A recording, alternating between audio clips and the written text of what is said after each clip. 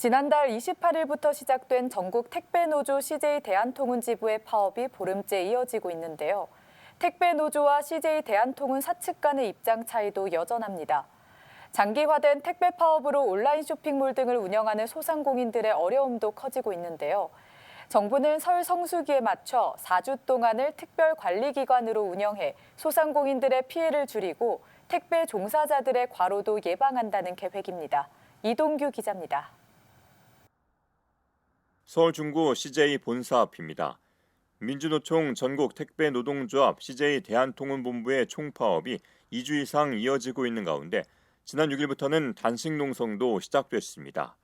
택배노조는 CJ 대한통운이 지난해 사회적 합의로 이뤄낸 택배요금 인상분의 상당액을 독식하고 노동자들은 여전히 분류 작업에서 벗어나지 못하고 있다며 이번 파업에 나섰습니다.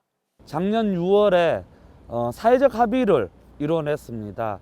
하지만 CJ 대한통운이 사회적 합의로 올린 택배비를 가지고 자기들 자신의 이익으로 3천억이라는 돈을 가져가는 부분에 분노하고 우리들이 어떻게 하면 좀 더 과로사하지 않고 더 나은 환경에서 일을 할 수 있을까에 돈을 써달라라는 요구와 그리고 표준 계약서를 작성하는데 표준 계약서에는 노예 계약에 대한 독소 조항들이 너무 많이 들어 있습니다. 이러한 부분들에 대해서 시정을 하고 반면 CJ 대한통운은 요금 인상분의 50%가량이 택배기사에게 수수료로 배분되고 있으며 올해부터 5천여 명의 분류 지원 인력을 투입해 사회적 합의를 이행하고 있다는 입장입니다.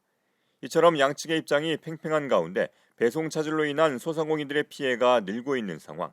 실제로 소상공인들이 모인 인터넷 커뮤니티에는 발송했던 상품들이 반송되고 있다거나 파업에 참여한 지역에서 들어온 주문은 어쩔 수 없이 취소하고 평소보다 2배 비싼 택배비를 내고 우체국까지 가서 발송을 하고 있다는 사연 등 피해 사례들이 속속 올라오고 있습니다. 급기야는 택배노조의 파업을 금지해달라는 청와대 국민청원까지 등장했습니다. CJ 대한통운의 파업이 장기화되면서 설 연휴를 앞두고 택배 대란도 우려되고 있습니다. 그 이전에는 사실은 소매업의 경쟁력이 입지라든지 상품력이 중요했는데 지금은 입지도 이제 오프라인 소매업이 위축되다 보니까 그 마지막 고객의 집 앞에 배송시키는 라스트 마일 배송이 가장 중요한 경쟁력이 되다 보니까 강경한 자세를 가지는 게 아닌가. 이런 가운데 소상공인을 대표하는 법정 경제단체인 소상공인연합회는 성명을 내고 파업 중단을 촉구하고 있습니다. 지금 CJ 대한통운 택배노조의 파업으로 인해서 지금 열흘 넘게 긴 시간 지속되면서 소상공인들의 피해가 극심한 상황입니다.